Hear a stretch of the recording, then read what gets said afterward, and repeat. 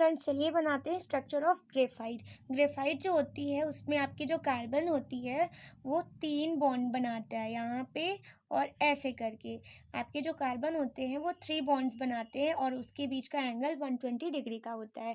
वैसे तो कार्बन में 4 बॉन्ड होने चाहिए, बट यहाँ ग्रेफाइट में 3 ही बनाता है, जिसकी वजह से कार्बन में जो होते हैं वो 1 इलेक्ट्रॉन फ्री हो जाते हैं और इसीलिए आपका ग्रेफाइट जो होता है वो कंडक्टर होता है। तो चलिए स्टार्ट करते हैं इसका स्ट्रक्चर। तो सबसे पहले ये आपका कार्बन जो बनेगा इसमें वो हेक्सागोनल होता है शेप। तो हेक्सागोनल का मतलब आपको पता है ना, जिसमें 6 कार्बन होते हैं उसे हेक्सा बोलते हैं। तो आपको क्या करना है, सबसे पहले ऐसे करके आपको 6 कार्बन के शेप का, जैसे आपने बनाया होगा बेंजीन, उसी टाइप का यहाँ पे आपको ऐसे 6 कार्बन का शेप ऐसे करके ड्रॉ कर लेना है। ठीक है, फिर इस वाले से भी आपको ऐसे करके 6 कार्बन बना लेने हैं, ऐसे करके यहाँ पर ऐसे आपको 6 कार्बन ऐसे बना लेने, ये आपका हेक्सागोनल शेप हो जाएगा। फ्रेंड्स यहाँ पर आपका जो ग्रेफाइट होता है, ग्रेफाइट क्या होती है, लेयर्स के फॉर्म में होती है। मतलब कि आपकी ये लेयर बनती जाती है, जैसे आपकी जो पेंसिल है, पेंसिल की ये जो नोक होती है इसमें भी ग्रेफाइट होता है, और जिसके कारण ये लेयरिंग आपकी धीरे धीरे जो होती है वो बहुत ही आप स्मूथ रहती है और वो अपने आप ही ख़त्म होती जाती है। जैसे आपकी ये पेंसिल है, मैं यूज़ कर रही हूँ, देन कुछ टाइम के बाद ये घिस जाएगी ना, इसकी नोक ख़त्म हो जाती है। तो ग्रेफाइट भी ऐसा ही होता है। वो क्या होता है कि उसकी लेयर होती है और लेयरिंग के कारण वो बहुत ही सॉफ्ट होता है, और सॉफ्ट होने के कारण वो आसानी से उसकी जो लेयर्स होती हैं वो एक के बाद एक ऐसे करके फिनिश होती जाती है। तो देखिएगा अभी ये पेंसिल की लेयर कैसे कैसे करके फिनिश हो जाएगी, तो वैसे आपकी ग्रेफाइट होती है। तो फिर यहाँ पर क्या होगा कि आपका फिर ऐसे करके एक लाइन खींच लीजिएगा ऐसे करके, क्योंकि बहुत सारी लेयर होंगी इसलिए यहाँ पे बीच में डॉटेड हम बनाते हैं, ताकि हमें ढेर सारी लेयर्स ना बनानी पड़े। फिर यहाँ पर आपकी ऐसे करके ये डॉटेड कुछ ऐसे लेयर्स होंगी, फिर उसके बाद एक यहाँ पर ऐसे आप डॉटेड कर सकते हैं ऐसे करके, फिर उसके बाद एक यहाँ से डॉटेड कर सकते हैं ऐसे करके। ये इसलिए किया जाता है क्योंकि ग्रेफाइट की जो लेयर होगी वो बहुत ही ज़्यादा मतलब कि ढेर सारी होंगी, बीच में इसके काफ़ी सारी लेयर्स होंगी। तो हमें सारी लेयर्स नहीं बनानी, हमें बस ये बना के दिखाना है कि ग्रेफाइट कैसे लेयर बनाता है।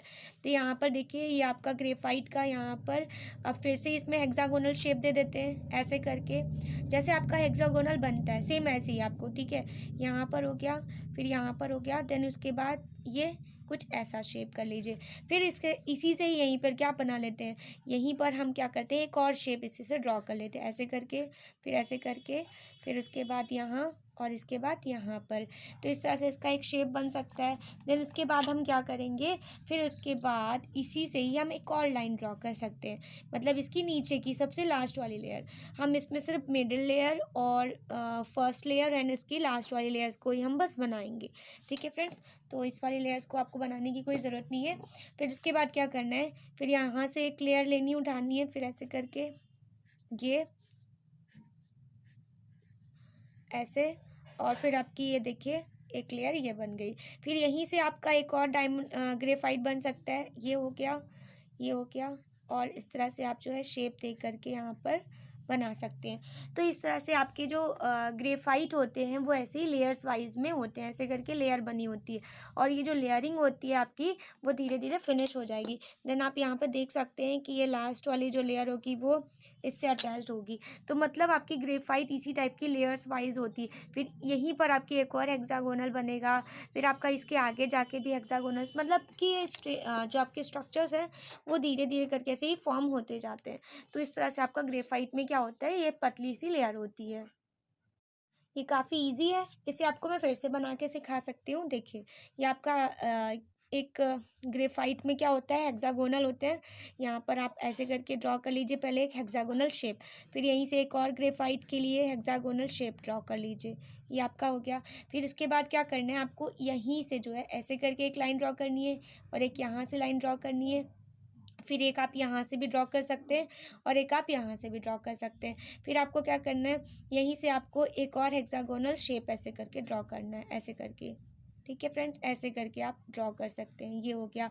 फिर उसके बाद क्या करना है, इसी से ही आप एक और हेक्सागोनल शेप बना सकते हैं ऐसे करके, ये आपका हेक्सागोनल शेप हो जाएगा यहाँ पर। फिर उसके बाद आप इसी लेयर को थोड़ी और नीचे की साइड में ऐसे करके ले आ सकते हैं, फिर ऐसे करके, फिर ये वाली लेयर जो होगी ये थोड़ी आगे की साइड में आ सकती है, फिर ये वाली लेयर, फिर इसके बाद यहाँ से फिर एक हेक्सागोनल शेप ऐसे करके ये देखिए बहुत ही इजी होता है आपका ग्रेफाइट का स्ट्रक्चर को बनाना। तो यहाँ से भी आप एक और ऐसे करके हेक्सागोनल शेप ऐसे करके बना सकते हैं। तो ये हो गया आपका ग्रेफाइट का स्ट्रक्चर। बहुत ही आसान होता है ये ग्रेफाइट का स्ट्रक्चर बनाना। तो फ्रेंड्स आपको कैसा लगा आप ज़रूर बताइए, और आपको डायमंड का स्ट्रक्चर बनाना सीखना है तो आप इसी चैनल के प्लेलिस्ट में जाकर देख सकते हैं। तो आज के लिए इतना ही। Thank you so much for watching.